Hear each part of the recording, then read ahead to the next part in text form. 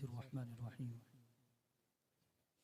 मुअज़्ज़ज़ सामिन इकराम और बिलखुसूस स्टेज पर रोगनक अफरोज़ उलमा इकराम और अहले बैत अतहार के गुलशन के फूल सैयद खालिद हुसैन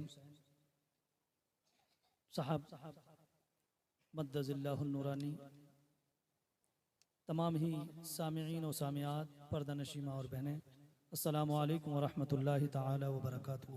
वालेकुम अस्सलाम व रहमतुल्लाहि व बरकातुहू। अल्हम्दुलिल्लाहि रब्बिल आलमीन वस्सलातु वस्सलामु अला सय्यिदिल मुरसलीन, अम्मा बअदु फ़अऊज़ु बिल्लाहि मिनश शैतानिर रजीम, बिस्मिल्लाहिर रहमानिर रहीम। इन्ना नहनु नज़्ज़लना ज़िक्र व इन्ना लहू लहाफ़िज़ून। सदक़ल्लाहु मौलानल अज़ीम व सदक़ रसूलुहुन नबियुल अमीनुल मतीनुल करीम व नहनु अला ज़ालिका लमिनश शाहिदीन व शाकिरीन वल्हम्दुलिल्लाहि रब्बिल आलमीन।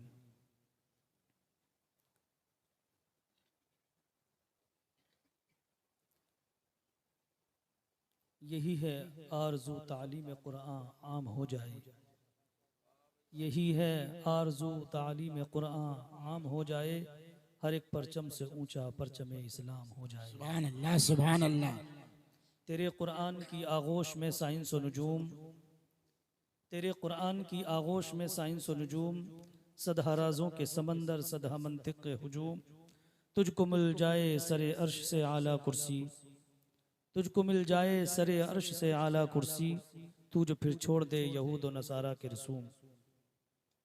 न कर शिकवा गिला शाही अगर परवाज चाहता है, कमंदे डालकर मोमिन कमर के पार जाता है। हो जाए अगर मुकीम तो कुरान के बयां पर, मुसलमान शम्स व कमर क्या नजर के पार जाता है। सुभान अल्लाह। चमन की आब यारी कर जिगर के खून से नादा, चमन की आब यारी कर जिगर के खून से नादा, अगर इस खाक गेती पर कोई गुलजार चाहता है। अल्लाह सुभान मोहतरम इस्लामी भाइयों, हमारे उलमा इकराम ने और हमारे शुअरा इज़ाम ने और बिलखुसूस हमारे सैयद साहब ने माशाअल्लाह इस जलसे को कामयाबी से हमकनार फरमाया है। और अल्हम्दुलिल्लाह ये जलसा अब अपनी मंजिल को पहुंच चुका है। आइए हम सब मिलकर पहले बारगाह मुस्तफ़ा अलैहि तहियत व सना सल्लल्लाहु अलैहि वसल्लम में हदिये दुरूद व सलाम पेश कर लें। पढ़ें बाबा से बुलंद अल्लाहुम्मा सल्ली व सल्लिम अला सय्यिदिना व शफीइना व नबिय्यिना व मौलाना मुहम्मद मअदिनिल जूदि वल करम व आलिहि व बारिक वसल्लिम सल्लल्लाहु अलैहि सलातो सलाम अलैका या रसूलल्लाह या हबीबल्लाह सल्लल्लाहु अलैहि या वसल्लम। हबीबल्लाह या नूर मिन नूरिल्लाह। हमारे उलमा इकराम ने और हमारे सैयद साहब ने जो भी हमारे ताल्लुक़ से बोला, ये इनकी ज़र्रा नवाजी है और ये मोहब्बत का इनके अनोखा अंदाज है कि ज़र्रों को आफताब बना देते हैं। वरना खाक मुझ में कमाल रखा है, खाक मुझ में कमाल रखा है, मुर्शिदी ने संभाल रखा है। सुभान अल्लाह, सुभान अल्लाह। खाक मुझ में कमाल रखा है, इन सैयदों ने संभाल रखा है। मेरे ऐबों पे डाल कर पर्दा मुझको अच्छों में डाल रखा है। सुभान अल्लाह, सुभान अल्लाह। मैं कितनी तकलीफों के साथ इस कुर्सी पे बैठा हूं, ये मैं ही जानता हूं। इस कुर्सी पे मैं इतनी दिक्कत के साथ बैठा हूं कि मैं उस तकलीफ को अपने दिल से बयान कर सकता हूं। इसलिए कि पहली दिक्कत तो ये है कि यहाँ वारिसीन अंबिया नीचे बैठे हैं और मैं ऊपर बैठा हूं। दूसरी बात, सैयदुल स्टेज सैयदुल उलमा यहाँ पर बैठे हुए हैं। अब सैयद हमारे बैठे हों नीचे और मैं ऊपर बैठूं तो ये तो मेरे बहुत तकलीफ की बात है, लेकिन ये हुक्म की वजह से मैं बैठा हुआ। कई बार मैंने कहा भाई कुर्सी ला दो, कुर्सी ला दो, लेकिन हजरत ने लाने नहीं दिया। अब ये आप जानते हैं कि हुक्म जो है, जब अपने बड़ों को अगर आप बड़ा मानते हैं और उनका हुक्म मिल जाए तो फिर उस पर अमल करना जरूरी हो जाता है। बेशक। अल हुक्मु फौकल अदब, हुक्म जो है वो अदब पर फोकियत रखता है। अदब हालांकि दिल की कैफियत का नाम है, लेकिन इजहार भी जरूरी है। तो मोहतरम इस्लामी भाइयों, इन्होंने जो भी कुछ मेरे ताल्लुक से बोला, ये सब इनकी ज़र्रा नवाजी है। वरना मैं खाक नशी फ़कीर हूँ, अगर वो कबूल हो जाए। आइए हम सब मिलकर दुरूद पाक और पढ़ लें। अल्लाहुम्मा सल्ली वसल्लिम अला सय्यिदिना शफीइना व नबीना व मौलाना मुहम्मद मादिनिल जूदि वल करम जुदिल करम व अला आलिहि व सल्लम सलातो सलातुम व सलाम सल्लल्लाहु अलैहि वसल्लम।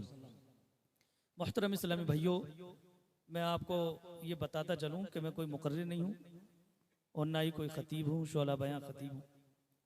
बस अपने जज्बात को आपके सामने लेकर हाजिर हो जाता हूँ जब ये लोग बज़िद होते हैं।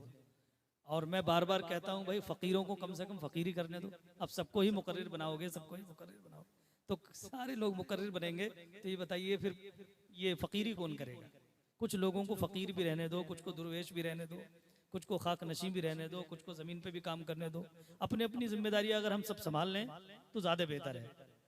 एक हमारा तबका उलमा का जो खिताबत की दुनिया से बेहतरीन काम सर अंजाम दे रहा है, और एक शुआरा का बड़ा तबका है जो अल्हम्दुलिल्लाह आपके हमारे दिलों को जिंदा कर रहा है, और एक हमारे मुदर्रिसीन का एक बड़ा तबका है जो मदारिस की गोशा नशीनी इख्तियार किए हुए मुसलसल अपनी कौम को हुफ्फाज, उलमा, कुर्रा वगैरह वगैरह, अदीब वगैरह वगैरह हमें अता कर रहे हैं।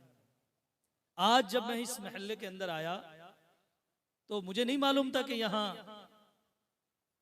एक गोशा नशी फकीर बैठा हुआ है और वो माशाल्लाह 7-7, 8-8 हाफिज तैयार कर रहा है। शफीकुल्लाह चतुर्वेदी साहब तो अपनी जगह हैं, लेकिन उनके घर में एक फकीर और हैं जो उनके दामाद हैं।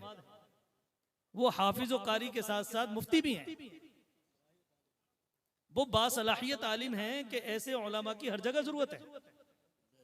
वो कहीं भी जाकर के 10-20 हजार 50 हजार में काम कर सकते हैं, लेकिन उन्होंने सारी दुनिया को मुनक़ता करते हुए एक गोशा नशी एक महल्ले के अंदर आकर के बैठे हुए।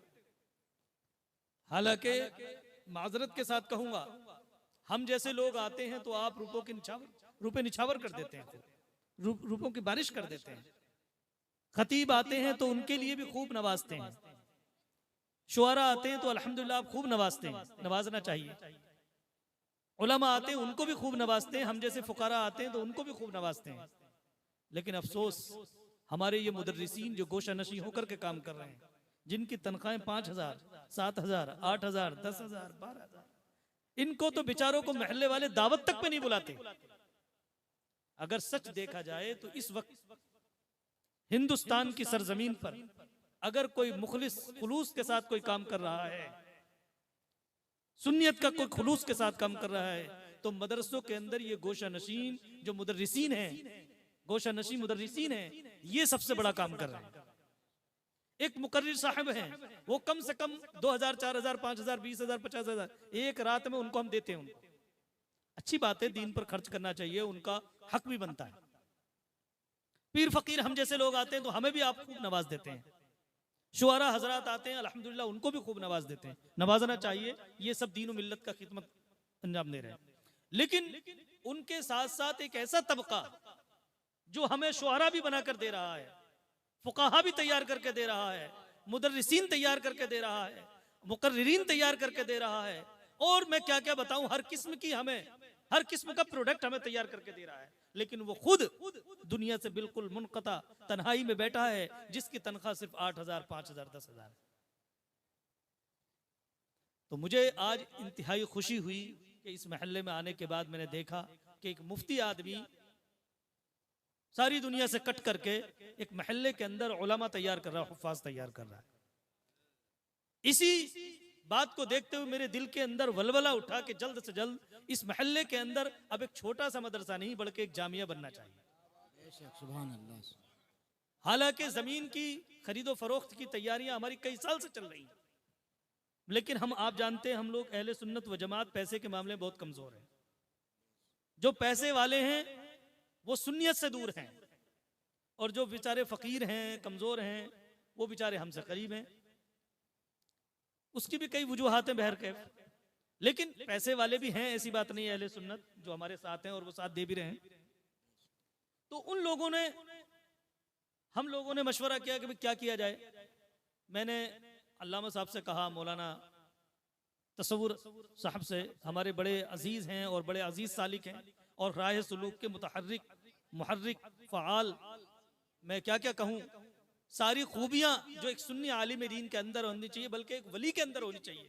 वो विलायत, सिफत, शख्सियत आपके महल्ले और आपके सामने मौजूद हैं, जिनका नाम मौलाना तसव्वुर हुसैन निजामी है। इन्होंने बड़ी कुर्बानियां दिल्ली के लिए दी। मैंने कहा भाई देखो, जिंदगी तो आपकी हमारी किसी का नहीं पता कब खत्म हो जाए, लेकिन हर उम्र का एक वक्त है।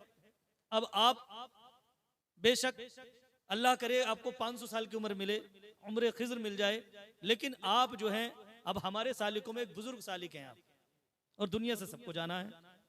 तो आप मेरा एक मशवरा कबूल कर लें अगर आपको मुनासिब लगे। उन्होंने कहा बिल्कुल, मैं हाजिर खिदमत। मैंने कहा कि आपको अल्लाह ताला ने जो भी कुछ प्रॉपर्टी अपनी दी है, तो आप जितनी जरूरत है उतनी रख लें, और बाकी की जमीन खरीद करके आप इदारा बना दें। सुभान सुभान अल्लाह, सुभान अल्लाह, ताकि आपका यहाँ भी मकान रहे और वहां भी मकान रहे। बेशक, सुभान अल्लाह। हम ये चाहते हैं कि अब दिल्ली के अंदर निजामुद्दीन औलिया रहमतुल्लाह अलैह के गुलाम, कुतुब साहब के गुलाम फिर से मज़ारों की शक्ल में दिखाई दें, ताकि जब तक हम हयात रहें तब तक भी आपकी बारगाह में आते रहें, और जब आप दुनिया से चले जाएं तब भी हम आपकी बारगाह में फातिहा पढ़ते रहें। सुभान अल्लाह, सुभान अल्लाह। और दुनिया में आप जब तक हयात हैं तो आपकी बारगाह में हाजिरी लग रही है, और जब आप दुनिया से चले जाएं तो तब भी आपकी बारगाह में हाजिरी लगती रहे। आज भी हजारों लोग फैजियाब होते हैं अल्हम्दुलिल्लाह। तो इन्होंने अपनी जो प्रॉपर्टी या अपनी जो जमीन या अपनी जो भी जरूरत थी, उसके में से बहुत बड़ा हिस्सा निकाल करके इरादा किया कि इंशाल्लाह मैं जमीन खरीदूंगा, और उसी धुन में लग गए। जमीन की खोजबीन शुरू हो गई। किसी हमारे कोई इस्लामी भाई हैं इस महल्ले के, उनसे बात हुई, उन्होंने जो है ये जमीन बताई। तो अभी इस जमीन का सौदा हो गया है अल्हम्दुलिल्लाह, और अब इस इदारे को इंशाल्लाह पाए तकमील तक पहुंचाना हमारा और आपका काम है। इन्होंने जितना ये कर सकते थे उतना करने के लिए कदम बढ़ा दिया, लेकिन अभी जो भी कुछ इनके पास है उससे सारा काम नहीं हो सकता। अभी और बाकी काम के लिए हमें आपके ताउन की जरूरत है। आज जो ये जलसा रखा गया, इसकी जो नौइयत है, वो असल जो वजह है इसकी जलसे रखने की जो वजह है असल, वो इस प्रोग्राम को रखने की वजह असल संगे बुनियाद है। और दूसरी ये जो शहजादे दिख रहे हैं आपको, इस्लाम के शहजादे, इनकी दस्तारबंदी है। अल्हम्दुलिल्लाह दोनों चीज़ों में ही ये जलसा आज कामयाब रहा। सारे उलमा इकराम ने अपने अपने ख्यालात का इजहार किया, और आपको उतना कुछ दिया कि अगर उसमें से कुछ हिस्से पर अगर हम अमल पैरा हो जाएं तो इंशाअल्लाह ताला पूरी दिल्ली के अंदर सुन्नियत के अंदर हजारों चांद लग जाएंगे। और इस जलसे का नाम रखा तालीम और तरबियत। इस जलसे का नाम क्या रखा? तालीम और तरबियत। मेरा 12 साल का तजुर्बा है। मैं हिंदुस्तान के लगभग सभी स्टेट्स में गया हूं, और कई मुल्कों तक भी मेरी हाजिरी हुई है। कई इलाकों के अंदर मैं तबलीगी दौरे करता हूं, कई इलाकों के अंदर मैं रूहानी दौरे करता हूं, कई इलाकों के अंदर जाकर के मैं मुल्क और मिल्लत, बिरादराने वतन और बिरादराने इंसान की खिदमत करता हूं। मैंने महसूस किया कि दुनिया के अंदर तमाम कौमें अपनी अपनी मिशन के लिए काम कर रही हैं, तमाम फिरके, तमाम तबके अपनी अपनी जगह काम कर रहे हैं। मैंने महसूस किया कि तमाम तबकात में, तमाम तबकात इंसानी में मुसलमान पीछे हैं, और मुसलमानों में अहले सुन्नत व जमात पीछे हैं। अभी आप हिंदुस्तान के अंदर आप गौर कर लें तो अहले सुन्नत व जमात का, जिनको हम आला हजरत के मानने वाले कहते हैं, हिंदुस्तान के अंदर कोई ऐसा मल्टी स्पेशलिटी बड़ा हॉस्पिटल नहीं है कि हम कह सकें शान से कि हमारा हॉस्पिटल फलां जगह पर है। पूरे हिंदुस्तान के अंदर हमारी पर्सनल कोई ऐसी बड़ी यूनिवर्सिटी नहीं है जिसके बारे में हम कह सके कि हमारी पर्सनल यूनिवर्सिटी देखो हमने जो बनाई वो फलां जगह मौजूद है। ये फलाही रिफाही काम जब तक हम नहीं करेंगे, जब तक हम गरीब नवाज के गुलाम सच्चे तौर पर नहीं बन सकते। सरकार गरीब नवाज ने गरीब नवाजी इस कदर की कि आपका असली नाम लोग भूल से गए। आपको कोई नहीं कहता हजरत अल्लामा मौलाना मुफ्ती मुईनुद्दीन चिश्ती, कोई कहता है क्या? जिसकी जबान पे देखो गरीब नवाज, जिनकी जबान पे देखो गरीब नवाज, जिसकी जबान पर देखो गरीब। क्यों? आखिर क्यों हम क्यों गरीब नवाज कहते हैं? आपको गरीब नवाज इस वजह से कहते हैं कि आपने इतनी गरीब नवाजी की कि हिंदुस्तान की सरजमीन पर हर बंदे की जबान पर गरीब नवाज सुभान अल्लाह, सुभान अल्लाह। और ऐसा नहीं कि मुसलमानों पर गरीब नवाजी की, जिस वक्त आप तशरीफ लाए उस वक्त तो 1% भी मुसलमान नहीं थे यहाँ। जब आप तशरीफ लाए तो आपने बिरादरान इंसान के ऊपर गरीब नवाजी की। कोई बीमार आया तो उसके लिए दुआ की, अल्लाह ने बीमारी से शिफा अता फरमा दी। कोई बेरोजगार आया उसके लिए दुआ की, अल्लाह ने उनको रोजगार अता कर दिया। किसी का सताया हुआ आया उसके लिए दुआ की तो अल्लाह ताला ने उसे इज्जत माफ फरमा दिया। कोई बेइज्जत आया तो उसको इज्जत अता फरमा दी अल्लाह ताला ने। कोई बीमार आया तो उसको शिफा अता फरमा दी अल्लाह ताला ने। कोई बेरोजगार आया तो उसको अल्लाह रोजगार अता फरमा दिया। यहाँ तक कि कोई बादशाह भी आया तो कोई गुलाम भी आया, फकीर भी आया तो अल्लाह ने उसे बादशाह वक्त बना दिया। सुभान अल्लाह, सुभान अल्लाह। और जो अमूमी तौर पर ऐसे लोग थे जिनको कोई खाने को पूछने तैयार नहीं था, कोई साथ में बिठाने को तैयार नहीं था। मेरे भाइयों, सबसे बड़ी चीज इंसान की इज्जत नफ्स है। सबसे बड़ी चीज क्या है? इज्जत नफ्स है। एक महल्ले का कोई शख्स आपके पास से आपको घूरता हुआ गुजर जाए, सिर्फ आपको घूरता हुआ गुजर जाए, तो आप वो उसकी आंखों की जो तर्ज है, तर्जे निगाह है, वो टेढ़ी तिरछी निगाह है, उसको यकीनन सैकड़ों लोगों से भी कहेंगे और उसको महीनों तक याद भी रखेंगे। जब तक कि वो बता नहीं देगा कि मैं उस दिन गुस्से में था, या जब तक बता नहीं देगा कि मैं उस दिन दिमागी तौर पर बीमार था, या जब तक वो बता नहीं देगा कि साहब मैं उस दिन आपसे किसी बात पर नाला था, जब तक कि रफा दफा बात नहीं हो जाएगी, आपके दिल में गुस्सा बराबर जन्म लेता रहेगा। इज्जत नफ्स का मसला है। इज्जत नफ्स अल्लाह ने सबको दी है। जिस इंसान को भी पैदा किया अल्लाह ने उसे इज्जत नफ्स के साथ नवाजा, क्योंकि इंसान अशरफुल मखलूकात है। इसे अशरफियत का ताज अल्लाह ने हर इंसान के सर पर रखा है। ये अलग बात है कि बशरियत को छोड़कर, अशरफियत को छोड़कर, इंसानियत को छोड़कर, मानवता को छोड़कर लोग बाहर चले जाएं और जानवरों की जिंदगी गुजारने लगे, शैतानियत पर चलने लगे, बुराइयों पर अमल करने लगे, हैवानियत पर जिंदगी गुजारने लगे और अपनी अशरफियत और इंसानियत को भूल जाएं, तो ये उनकी अपनी तकलीफ की बात है, ये उनके अपने नुकसान की बात है। कुरान कहता है लक़द खलक़नल इंसान फी अहसनि तक़वीम, हमने इंसान को सबसे बेहतरीन खूबसूरत साख्त में पैदा किया है। लेकिन आगे क्या कहता है?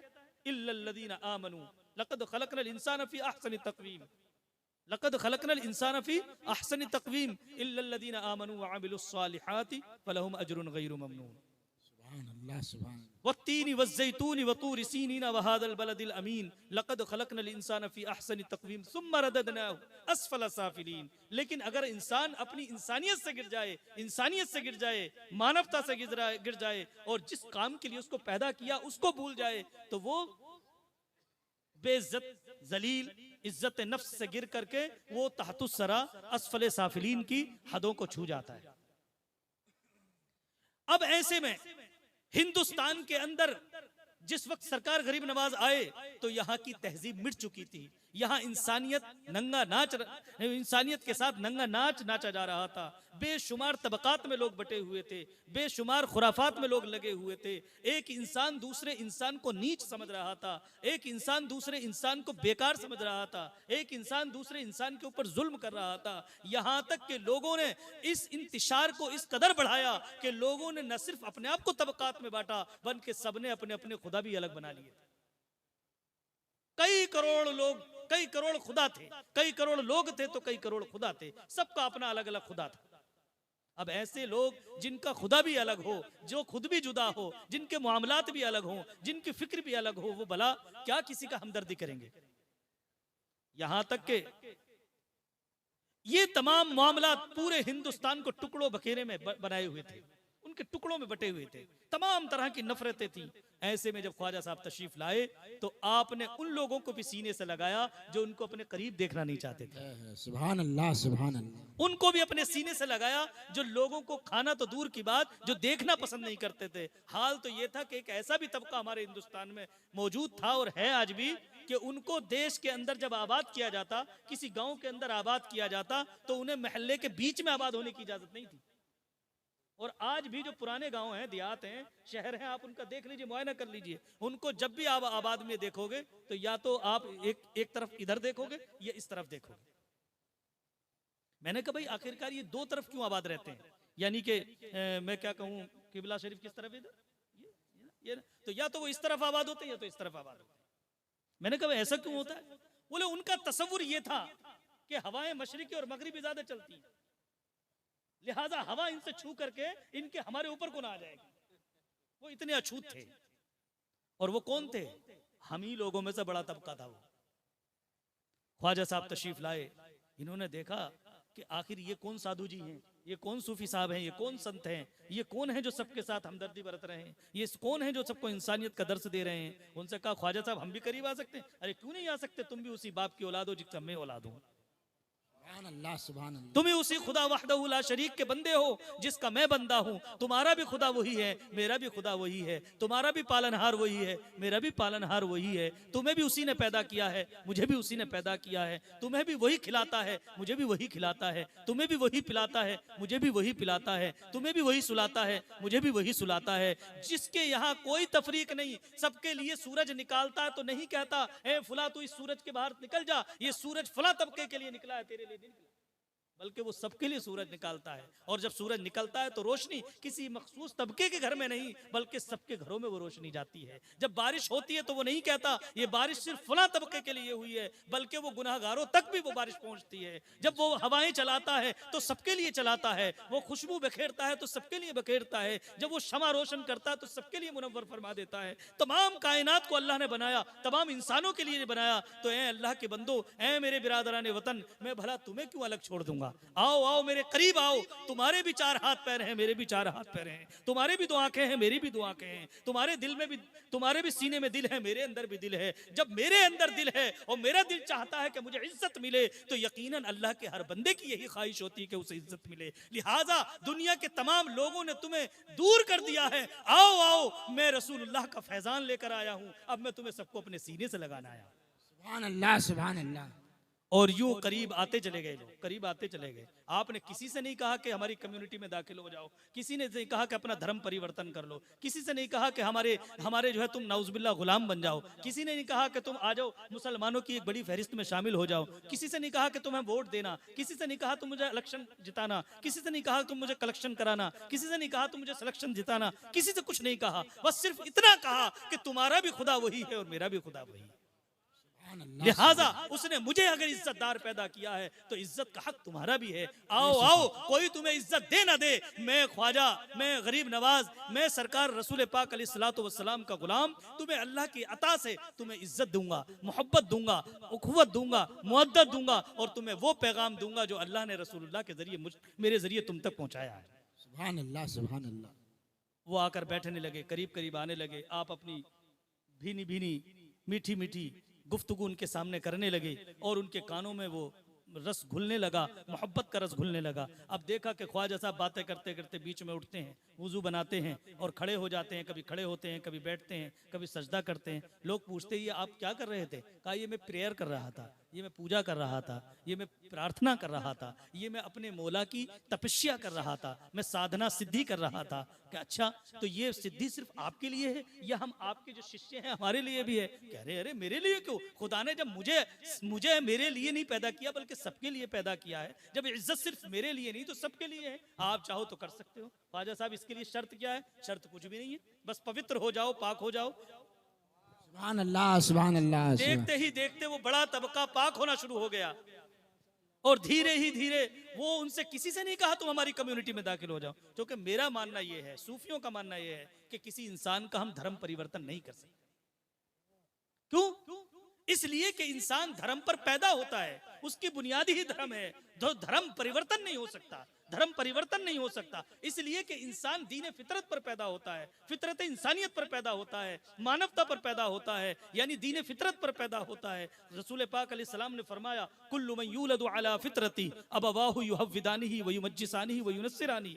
हर इंसान पैदा होने वाला बच्चा दीन फितरत पर पैदा होता है, जिसका तर्जमा अगर हम हिंदी में करें तो धर्म मानवता पर पैदा होता है, अगर हम उर्दू में करें तो मजहब इंसानियत पर पैदा होता है, अगर हदीस पाक के लफ्जों में करें तो दीन फितरत पर पैदा होता है, कुरान के शब्दों में करें तो कुरान कहता है कि हर इंसान दीन इस्लाम पर पैदा होता है। तो लिहाजा जो पैदा ही फितरत इंसानी पर हुआ हो उसे कोई कौन कैसे बदल सकता है? उसकी साख, उसकी बुनियाद कैसे बदल सकती है? तो बदलती नहीं बल्कि लोग उसके ऊपर गंदगी डाल देते हैं। एक हीरा है, उसे 1000 कोयलों की कानों के अंदर छुपा हुआ देखते हो आप, उसके बावजूद जब निकालते हो तो वो चमकता रहता है। ऐसे ही हमारे नूर ईमान है, नूर फितरत है। अगर अल्लाह ने फितरत ईमानी पर किसी को पैदा किया है तो दुनिया की तमाम रसूमात में रहकर वो रसूमात सीख लेता है, किसी एक खास तबके में दाखिल हो जाता है, लेकिन हकीकत में उसके अंदर फितरत इंसानी मौजूद होती है। जब लोग उसको थोड़ी सी रोशनी दिखाते हैं, थोड़ी सी जिला बख्शते हैं, बस वो नूर चमक जाता है और ला इलाहा इल्लल्लाह मुहम्मद रसूलुल्लाह कहने लगता है। सुभान अल्लाह, सुभान अल्लाह। और इसकी दलील ये है कि आप किसी भी इंसान से पूछ लो, किसी भी धर्म से, एक जालिम से भी पूछोगे जुल्म करना कैसा है, तो वो ये कहेगा नहीं नहीं साहब गलत है जुल्म करना। किसी शराब पीने वाले से कहो तो वो भी यही कहेगा साहब गलत है। चोरी करने वालों से कहो तो वो भी यही कहेगा चोरी करना गलत है। आखिरकार जब वो चोरी कर रहा है, चोर है, तो उसे तो उसकी दलील अच्छे होने की देनी चाहिए ना। दुनिया के हर इंसान को, चाहे वो इस्लाम को माने या ना माने, लेकिन अपनी फितरत से पूछे कि जितनी चीजों को इस्लाम ने जुर्म बताया है वो उसको जुर्म मानता कि नहीं मानता, और जितनी चीजों को इस्लाम ने अच्छा बताया है, सच्चा बताया, वो उनको अच्छा और सच्चा मानता कि नहीं मानता। जब इंसान कोई बुरा काम करता है तो अंदर से एक आवाज आती है कि तूने बुरा किया है, तूने जुल्म किया है, तूने बुरा किया है। ये कौन सी चीज है जो इंसान के अंदर से पुकारती है? जब हम जुल्म करते हैं तो कोई अंदर से चीखता है कि तूने गलत किया है। जब हम शराब पीते हैं तो अंदर से कोई चीखता है तूने गलत किया है। जब हम गुनाह करते हैं तो अंदर से आवाज आती तूने गलत किया है। अभी किसी मौलाना को नहीं पता जो फतवा लगे, किसी पीर साहब को नहीं पता चले जो समझाएं, किसी पंडित जी को नहीं पता जो वो उसे डांटे या उस पर कोई फतवा लगाएं, किसी दुनिया के किसी विद्वान को अभी नहीं पता, किसी हाकिम को नहीं पता, किसी अदालत को नहीं पता, कोई उसे टॉर्चर नहीं करता, कोई कुछ नहीं कहता, लेकिन अंदर बैठा एक इंसान है जो उसको बराबर टॉर्चर करता है, रात को सोने नहीं देता, उसे बेकरार कर देता है कि तू गलत कर रहा है, तू गलत कर रहा है। कौन सी चीज है वो जो अंदर से झंझोड़ती है, जो अंदर से बेदार करती है? उसी सोच, उसी आवाज, उसी फिक्र को दीन इस्लाम कहते हैं, उसी को इंसानियत कहते हैं, उसी को मानवता कहते हैं। जब ये इंसानियत इकट्ठी हो जाती है तो इसे इस्लाम कहते हैं। जब ये किसी इंसान में शामिल हो जाए, किसी इंसान के अंदर मुज्तमा हो जाए, ये सिफाते इंसानी जो अलग अलग बिखरी हुई अगर इकट्ठी किसी भी इंसान में हो जाए तो उसी को मुसलमान कहते हैं। सुभान अल्लाह, सुभान अल्लाह। ख्वाजा साहब हिंदुस्तान तशरीफ लाए और आपने लोगों को अल्लाह के रसूल सल्लल्लाहु अलैहि वसल्लम की तरीक़त को अपनाते हुए तरीक़त के तौर पर आपने बंदों को नूर ईमान की तरफ मुतवज्जे किया। यहाँ तक कि धीरे धीरे पूरा तबका, एक बड़ा तबका 90 लाख लोगों का अल्लाह वाले बन गए, स्वर्गीय यानी जन्नती हो गए।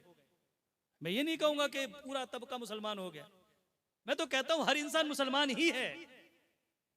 ये अलग बात है कि उन्होंने मुसलमानी को अपने अंदर की आवाज को सुना नहीं और उस कम्युनिटी में आना नहीं चाहते, उस कम्युनिटी में अमल नहीं करना चाहते। दुनिया का हर इंसान इस्लाम पर पैदा होता है और मुसलमान ही है वो, लेकिन चूंकि उसने इस्लाम का इनकार किया जानबूझकर, इस्लाम से दूर चला गया, अल्लाह रसूल की शान में गुस्ताखी करने लगा, इंसानियत से दूर होता चला जा रहा है, जिसकी वजह से हम उन्हें जो मुनकिर होते हैं, जो इनकार करते हैं, अधर्मी कहते हैं। उसे हिंदी में अधर्मी कहते हैं और अरबी में उसे काफिर कहते हैं। जो इंसानियत से इनकार करे उसी को अधर्मी कहते हैं, जो धर्म का इनकार करे उसी को अधर्मी कहते हैं, और जो इंसानियत का इनकार करे, मानवता का इनकार करे, उसी को अधर्मी कहते हैं। जो धर्म का इनकार करे उसी को अधर्मी कहते हैं और उसी को काफिर कहते हैं। ऐसा नहीं है कि काफिर होने के लिए राम सिंह, ध्यान सिंह, मान सिंह होना जरूरी है, बल्कि वो अब्दुल्ला, अब्दुल रहमान की शक्ल में भी हो सकता है, किसी भी शक्ल में हो सकता है। कई बार अंदर भी होते हैं काफिर, बाहर भी होते हैं। आज एक बड़ा तबका ये समझता है कि हम सिर्फ हिंदुओं को गाली बकते हैं काफिर कहकर। हम गाली नहीं बकते, हम किसी को गाली नहीं बकते, और काफिर का मतलब गाली भी नहीं है। भाई जो होगा उसे वही तो कहा जाए, वही तो कहा जाए। अब भैया कोई इनकार कर रहा है, मुझसे एक पंडित जी कहने लगे ट्रेन में, आप लोग हमें काफिर क्यों कहते हैं? कहा भाई किसने कहा हम काफिर कहते हैं, हम तो नहीं काफिर नहीं कहते। अब वो आप हमें काफिर क्यों कहते हैं? मैंने काफिर का मतलब क्या है? बोले कि वो आप हमें गाली बकते हैं, काफिर हम तो समझते हैं आप गाली बकते हैं। मैंने भाई गाली वाली नहीं बकते हैं, इसका गाली मतलब नहीं है, तो फिर क्या मतलब है? मैंने कहा आप ये बताइए, अल्लाह को मानते हैं जिसको आप अपनी जबान में ईश्वर कह देते हैं, मानते? बोला हम तो उसे मानते हैं। कि मानते हैं इसी तरह क्या आप स्वर्ग नर्क को मानते हैं? कि हाँ मानते हैं। मैंने कयामत को यानी पिरले को मानते हैं? कि मानते हैं। मैंने हश्र को मानते हैं, पुनर्जन्म, मिनहा खलकनाकुम वफीहा नुईदुकुम मिनहा नुखरिजुकुम तारतन उखरा, हमने तुमको इस मिट्टी से जन्मा, इसी की तरफ लेके जाएंगे और फिर आखिरी मर्तबा फिर पुनर्जन्म देंगे।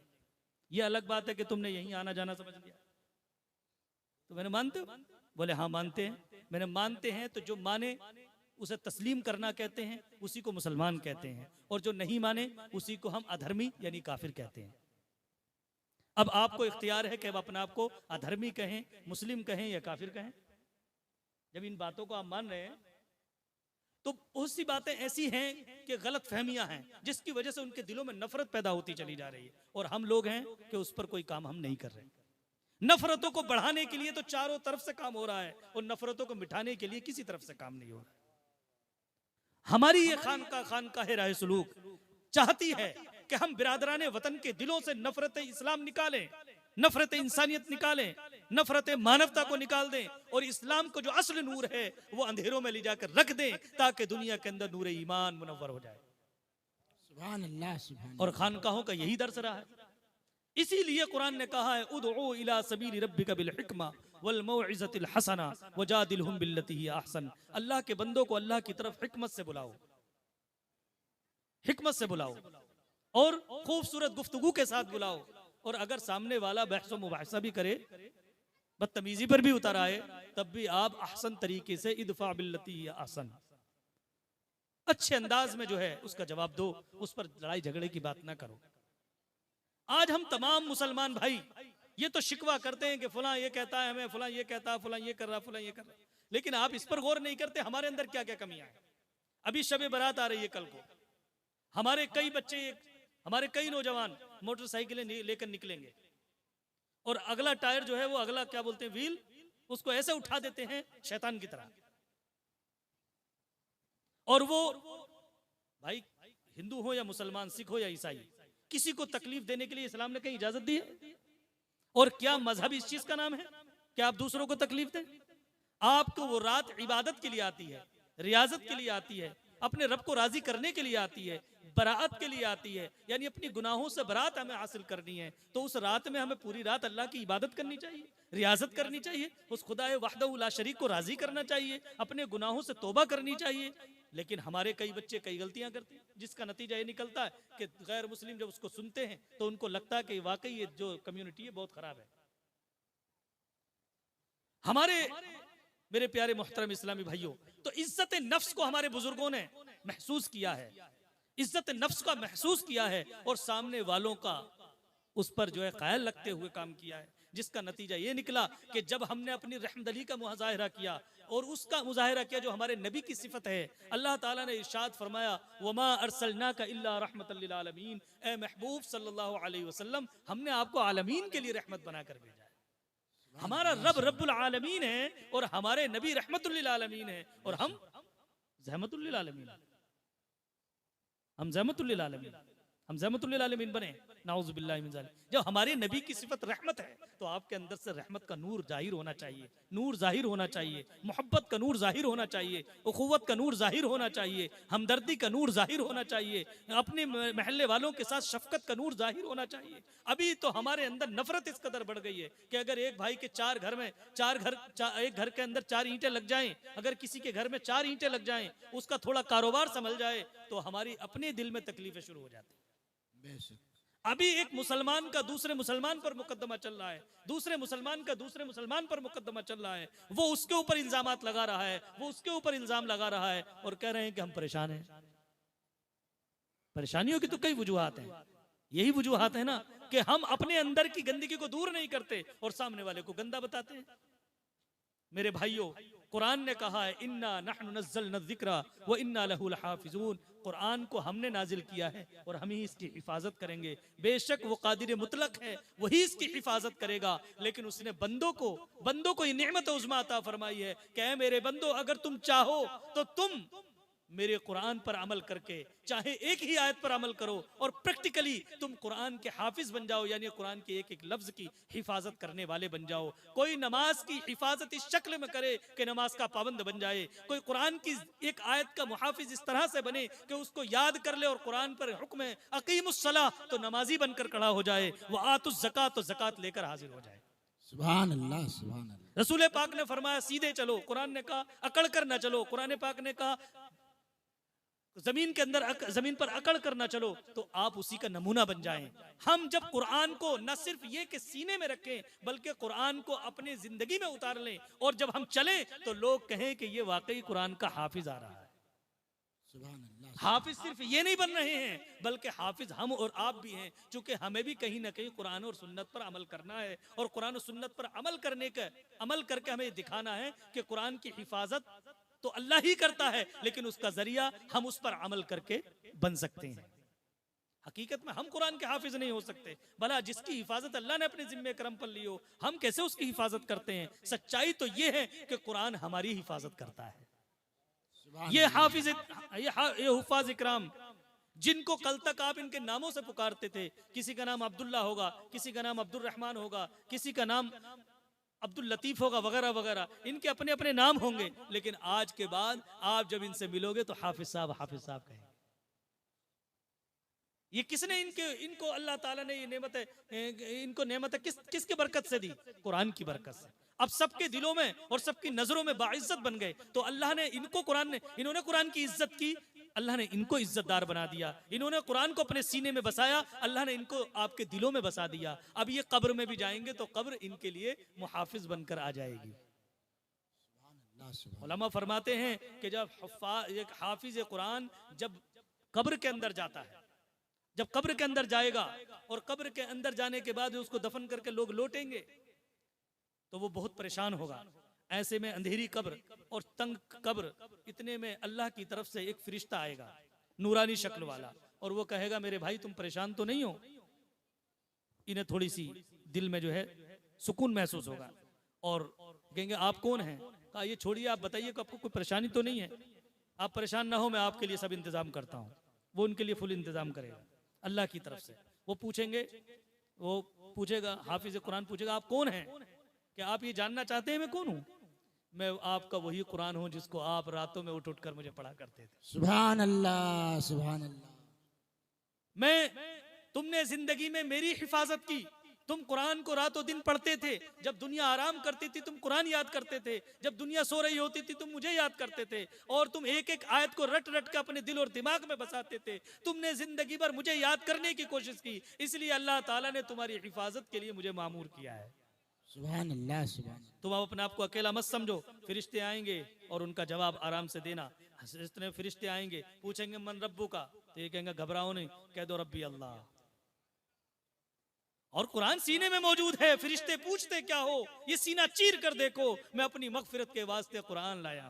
सुभान अल्लाह, सुभान अल्लाह। मोहतरम, बड़ी खुश नसीबी की बात है कि आपके इस महल्ले ने इतना बड़ा सवाब कमा लिया कि इस छोटे से महल्ले और छोटे से घर के अंदर हमारे मौलाना ने इतनी मेहनत की कि अल्हम्दुलिल्लाह ये बच्चे तैयार हो गए। अगर अब आप इस पे साथ दोगे तो इंशाल्लाह आइंदा और भी बड़ा काम होगा इंशाल्लाह। और इसका सवाब इतना है कि जब ये तलबा किसी कब्रिस्तान के पास से गुजर जाते हैं तो ये उलमा इकराम की जमात फरमाती है कि 40 दिन तक कब्रों से अजाब उठ जाता है, अहले कुबूर से अजाब उठा दिया जाता है।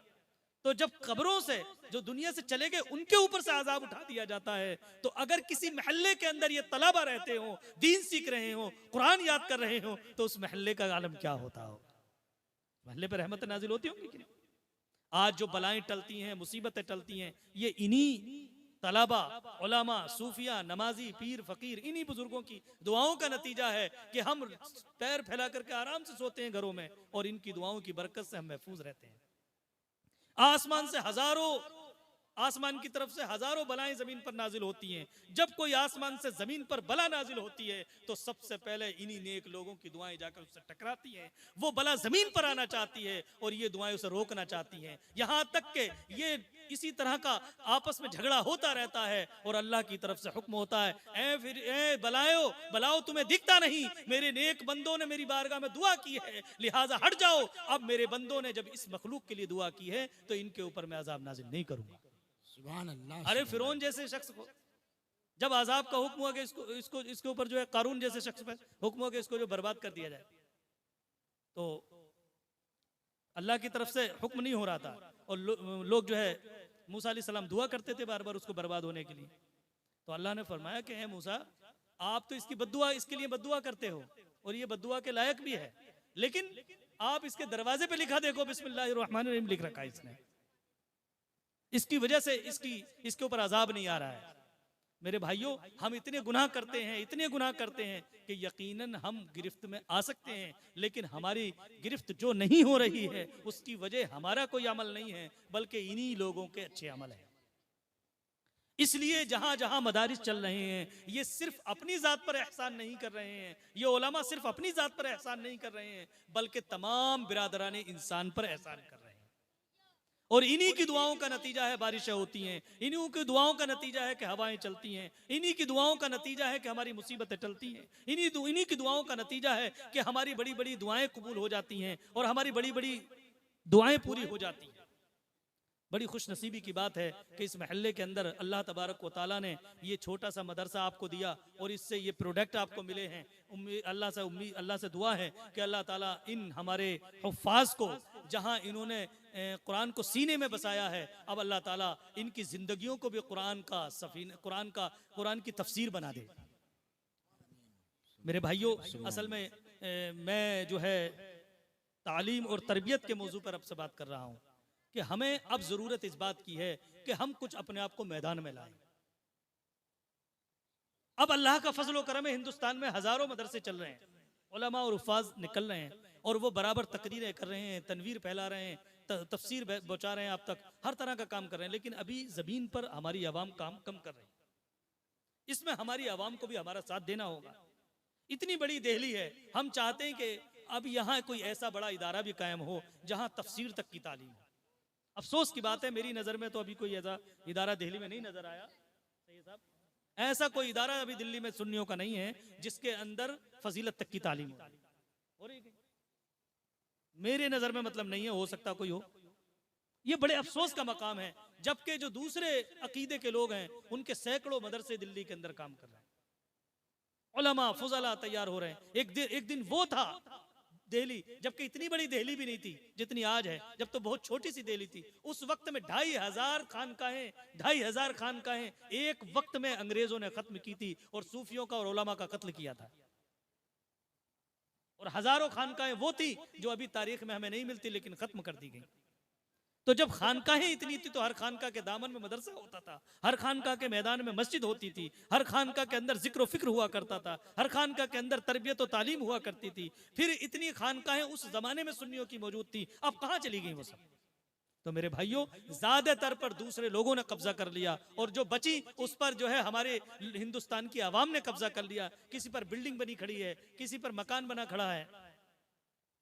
हमारी दिल्ली में आज भी सुन्नियों की प्रॉपर्टी इतनी है कि अगर वो प्रॉपर्टी हमें मिल जाए या उसकी आमदनी हमें मिल जाए तो पूरी दिल्ली के इमामों की तनख्वाहें 50-50 1-1 लाख रुपए जाएगी, तब भी पैसा बच जाएगा। लेकिन आज सुन्नियत के नाम पर वो लोग जो अपने आप को देवबंदी और वहाबी कहते हैं, जिनका अकीदा सुन्नियों से कभी मैच नहीं खाता, वो हमारी खानकाहों की आमदनी से अपने घर चला रहे हैं, अपनी मस्जिदें चला रहे हैं, अपने मदरसे चला रहे हैं, क्योंकि हमारे अंदर बेदारी नहीं है। जितनी हमारी बुजुर्गों की बनाई मस्जिदें थी, अक्सर मस्जिदों पर उन्हीं के कब्जे हैं। हमारी तो मस्जिदें भी हमारे पास हैं। अब जो जितनी भी मस्जिदें हिंदुस्तान में, अपने यूपी के अंदर, अपने यहाँ दिख रही हैं दिल्ली में, ज्यादातर मस्जिदें हमारे इन बुजुर्ग उलमा ने बनाई हैं अपने हाथों से, और खुद अपने खून पसीने के पैसे से हमारी आवाम ने बनाई है। वरना सुन्नियों की मस्जिदें जो पुरानी थी वो सब दूसरों के कब्जों में। मेरे भाइयों, और फिर उसके बाद भी सितम बालाए सितम ये कि जो मस्जिदें बची हुई हैं, जो मस्जिद हम बना रहे हैं, उन पर भी उनकी नजर है कि कब हमारा मौका मिले और कब हम इन पर कब्जा कर लें। हम करोड़ों करोड़ रुपया लगा करके अपने खून पसीने का पैसा इकट्ठा करके मस्जिदें बनाते हैं और वो चंद ही दिन में आकर के कब्जा करके और अपने मालिक बन जाते हैं। ये उनका धर्म है कि लोगों की मस्जिदें छीनो, लोगों के मदरसे छीनो, लोगों की खानकाएं छीनो। वही खानका जिन पे जाना इनका शिर्क होता है, जिस मजार पे जाना इनके लिए शिर्क है, उसी खानका पे कब्जा करके उसका पैसा कमाना जायज हो जाता है। जो खिचड़ा अपने घर में बनाना हराम होता है, आप चौराहे पे बना के खिचड़ा पका के खिलाना शुरू कर दो, चम्मच उनकी जेब में मिलेगा। हाँ, कई जगह पैसा होता है। तो मेरे भाइयों, अपने अंदर कुछ बेदारी लाएं और अपने बच्चों की तालीम और तरबियत पर ध्यान दें। बहुत ही हमारी अहले सुन्नत व जमात तालीम और तरबियत से बहुत दूर है 4 दिन की जिंदगी, इसे हम सवार लें। तौबा का दर खुला है, खुदा को पुकार लें। तफसीर बन के फैल जाएं रुए जमीन पर, कुरान अपने सीने के अंदर उतार लें। सुभान अल्लाह, सुभान अल्लाह। अब अमली तौर पर आप कुरान को अपनी जिंदगी में उतार लें कि चलते फिरते भी आपकी जबान पर कुरान हो और आपके अमल से कुरान की तफसीर नजर आए। सुभान अल्लाह। कुरान की हिफाजत के बहुत सारे जराए हैं, जिसमें से एक जरिया तो कुरान को रट कर सीने में महफूज करना है, ये एक हिफ्ज की शक्ल है। और दूसरी शक्ल ये है कि कुरान पढ़ो और उस पर अमल करने लगो, कुरान को पढ़ो और उस पर अमल करने लगो। तो ये भी एक कुरान को याद करने की शक्ल है और कुरान की हिफाजत का जरिया है। मुझे उम्मीद है अगर आपने कुरान की चंद आयतों को याद किया और उस पर अमल किया तो यकीनन उम्मीद है कि कुरान की वही चंद आयतें मुमकिन है कि हमें और आपको जन्नत में ले जाएंगे। सुभान अल्लाह, सुभान अल्लाह। यही तो गलती है ना आप लोगों की, तालीम और तरबियत के नाम पर कॉन्फ्रेंस करते हैं, पूरी रात खराब करते हैं। या तो आप शुरू में बुलाया करते या हमें बुलाया मत करो। आप 4 बजे तक जलसा कर रहे हैं, अब जाकर सो जाएंगे, फजर की नमाज पढ़ेगा। इन सब पर भी ध्यान देने की जरूरत है कि अब तालीम और तरबियत के नाम पर हम जलसा कर रहे हैं और कितने लोग मौजूद हैं। पूरी रात हमने जलसे में खराब, नाउज़ुबिल्लाह खराब तो नहीं कहूंगा क्योंकि अल्लाह का नाम ही हुआ, रसूलुल्लाह का नाम ही लिया गया, लेकिन जो हम चाहते हैं अवाम से, जो हम अब अपनी अवाम से चाहते हैं, जो अवाम को देना चाहते हैं, वो सिर्फ जज्बात में खत्म हो जाता है। सुन्नियों में सारे काम अच्छे होते हैं अल्हम्दुलिल्लाह, नियत के तौर पर तो सभी अच्छे होते हैं, लेकिन उसका प्रैक्टिकल जमीन पर हमें नहीं दिखाई पड़ता। एक जलसे के अंदर एक मदरसा अगर नहीं बने तो मैं समझता हूं वो जलसा जितनी हमें कामयाबी मिलनी चाहिए उतनी कामयाबी नहीं है।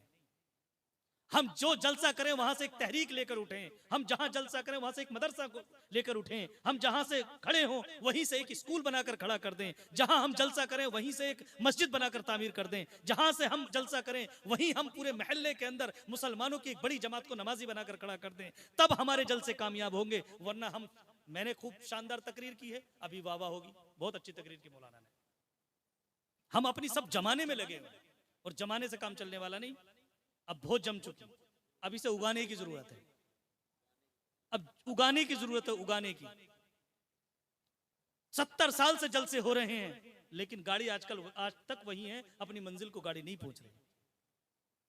एक दिल्ली के अंदर, शर्म की बात है, पूरी दिल्ली के अंदर एक भी हमारा मदरसा ऐसा नहीं जिसमें हम अपने बच्चों को यूपी ना भेज करके यहीं हम हाफिज कुरान, आलिम दीन, मुफस्सिर कुरान बना ले। है कि नहीं? शर्म की बात ये।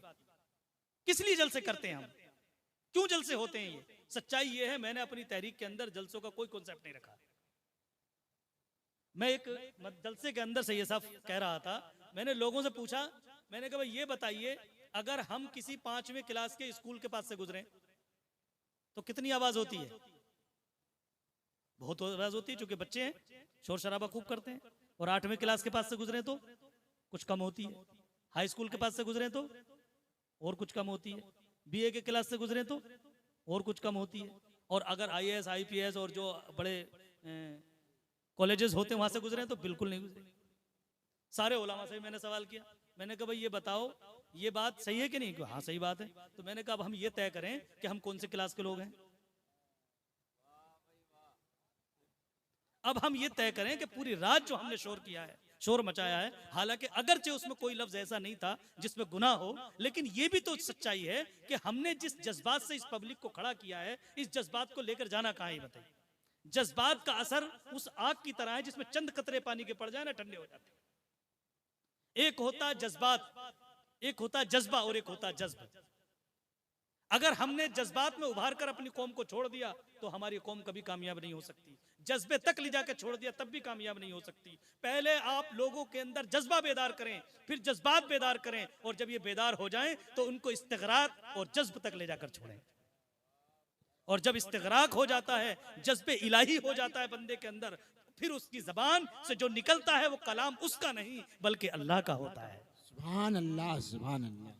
अल्लाह अल्लाह का होता है। और क्या होता है? मन तू शुदम तू मन शुदी, मन तन शुदम तू जा शुदी, ताकस नगोयत बादजी मन दीगरम तू दीगरी। जब हम ऐसे हो जाते हैं कि अल्लाह ही अल्लाह, अल्लाह ही अल्लाह हमें नजर आता है, अल्लाह ही का जलवा हर तरफ नजर आता है, और हम इस कदर अल्लाह की मोहब्बत में मुस्तगरक हो जाते हैं, तो अल्लाह तबारक व तआला उसको ये मकाम अता फरमा देता है मोमिन को कि उसकी जो जुबान से निकलता है वो होकर रहता है। लेकिन हम सिर्फ जज्बा दिया और छोड़कर चले गए, जज्बा दिया छोड़कर चले गए, जज्बा दिया छोड़कर चले गए। अब तकरीर की नहीं बल्कि तनवीर की भी जरूरत है। सिर्फ तकरीर की नहीं बल्कि तनवीर की भी जरूरत है। हमें लोगों के दिलों को रोशन करने की जरूरत है। हमारे अंदर हमें जो है जाबाज तैयार करने हैं ताकि हमारी कौम, मिल्लत, इंसानियत की खिदमत के लिए हर वक्त हमारे नौजवान खड़े रहें। मस्जिदें वीरान पड़ी हैं, ऐसी तरतीब बिगड़ी है सुन्नियों की, अहले सुन्नत व जमात की। आप मज़ारात पर चले जाइए, जितने भी दिल्ली में मज़ारात हैं, मस्जिद के अंदर 50 आदमी होंगे और मज़ार के अंदर 500 आदमी होंगे। मैं ये नहीं कहता कि मज़ार पे जाना कोई गुनाह कर रहे हैं लोग, लेकिन मज़ार वालों से मोहब्बत का तरीका ये नहीं है। मज़ार वालों से अगर हमारी सच्ची मोहब्बत है तो तरीका ये है कि ख्वाजा नमाज पढ़ते थे, हम भी नमाजी बनकर दिखाएंगे। ख्वाजा साहब रोजा रखते थे, हम भी रोजा रखकर दिखाएंगे। ख्वाजा साहब हज करते थे, हम भी हज करके दिखाएंगे। ख्वाजा साहब ज़कात देते थे, हम भी ज़कात देकर दिखाएंगे। ख्वाजा साहब गरीबों की गरीब नवाजी करते थे, हम भी अपने महल्ले में किसी को गरीब नहीं रहने देंगे। ख्वाजा साहब गरीब नवाजी करते थे, बीमारों की अयादत करते थे, हम भी इंशाल्लाह अयादत करेंगे। किसी मुसीबत ज़दा को देखेंगे तो उसकी परेशानी में काम आएंगे। हमें एक एक चीज पर उस पर अमल करके बताना है ताकि लोग देखें तो कहें कि ये ख्वाजा साहब का यकीनन गुलाम है।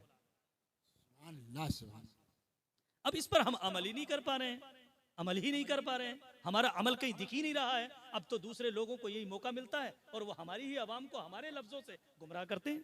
कहते देखो मौलाना बोल रहे हैं, देखो इनका क्या हाल है। देखो अभी मस्जिद में देखो फजर हो जाएगी, अभी सो गए जितने भी गए यहाँ से, अभी जब जाकर सब सो गए। अभी फजर में देखना आप, माँ मेरे, मैं भी अगर चला जाऊं और अभी लेट जाऊं तो अभी सो जाऊं, क्या करेंगे? पूरी रात जगह हैं तो यकीनी बात है सोने का वक्त है। गाड़ी चलाएंगे तो उसमें भी नींद आ जाएगी। अब ऐसे में अगर हमारा सिर्फ मगरिब ईशा तक प्रोग्राम होता, मगरिब से शुरू होकर के या 12 बजे तक खत्म हो जाता, तो फजर की अजान आराम से सुनते और नमाज पढ़ लेते। और फिर फजर में आधा घंटा हम जैसे लोग खड़े होते और कुछ और बयान कर देते, बता देते। उनके जलसे होते हैं तो वह इज्तिमा के अंदर नमाज का पूरा एहतमाम होता है कि नहीं होता? वहाँ बराबर नमाजें होती रहती हैं। हमारा जलसा होता तो फजर की भी गायब कर देते हैं, तो फिर मतलब क्या हुआ जलसे का? कई लोग पढ़े लिखे भी छोड़ देते हैं नमाज, मजबूरी में छोड़ देते होंगे, मैं ये नहीं कहता कि मसरूरी में छोड़ रहे हैं। तो मेरे भाइयों थोड़ी समझने की जरूरत है, अपने अंदर हमें बदलाव लाना पड़ेगा। आपने देखा होगा जितने भी इस वक्त के कामयाब लोग हैं, आपने पहली बात तो उनको ऐसे ओपन जलसे करते हुए नहीं देखा होगा। देखा कहीं? कभी ईसाइयों का कहीं जलसा देखा ऐसे स्टेज पे लगा करके? बताओ, देखा कहीं? यहूदियों का देखा कहीं भी नहीं। जितनी भी कामयाब कौमें हैं जो इस वक्त कामयाब अपने आप को समझ रही हैं, वो जो तरक्की की तरफ जा रहे हैं, वो कभी ऐसे जलसे नहीं करते। उनके क्या बंद अपने खास चर्च के अंदर या अपने धार्मिक स्थान के अंदर उनके प्रोग्राम होते हैं और वो वहां अपनी कौम को समझाते जो भी उन्हें समझाना होता है, और जिसका नतीजा ये निकलता है कि वो काम कर रहे होते हैं, हमें पता नहीं चलता। अभी उनकी पोजीशन ये है गैरों की कि आप महल्ले से फोन कर दें उनके ट्रस्ट को या उनके किसी चर्च को या किसी बड़े संस्था को कि साहब हमारे महल्ले के अंदर एक गरीब है, वो बीमार है और उसका कोई पुरसान हाल नहीं, तो उनके लोग आ जाएंगे, ले जाएंगे, उसका पूरा इलाज कराएंगे। और हमारे यहाँ कौन है जो पड़ोसियों का ख्याल रखता हो? हमारी इतनी बड़ी मस्जिदें हैं, इतनी खानकाहें हैं, इतने मदरसे हैं, कोई पड़ोसी बीमार पड़ जाए तो उसे कोई पूछने वाला नहीं है। क्या मस्जिद से यही पैगाम दिया गया है? क्या कुरान से यही पैगाम दिया जाता है? पड़ोसी तुम्हारा हिंदू हो या मुस्लिम हो या सिख हो या ईसाई हो, अगर कोई परेशान है तो हमारे पास ऐसा फंड होना चाहिए कि हम उसकी मदद के लिए हर वक्त खड़े हो जाएं। तो अब दूसरे लोग काम कर रहे हैं तो यकीनी बात है उसे लोग काम ही कहेंगे, और आप काम नहीं करेंगे तो यकीनी बात है आपको लोग नाकामी कहेंगे। आपके पास कोई ऐसा फंड नहीं है जिससे गरीबों की मदद की जा सके, आपके पास कोई ऐसा फंड नहीं है जो बीमारों की मदद की जा सके, आपके पास कोई ऐसा फंड नहीं है जिसमें मुसीबत ज़दों की मुसीबत में काम आया जा सके, आपके पास कोई ऐसा अस्पताल नहीं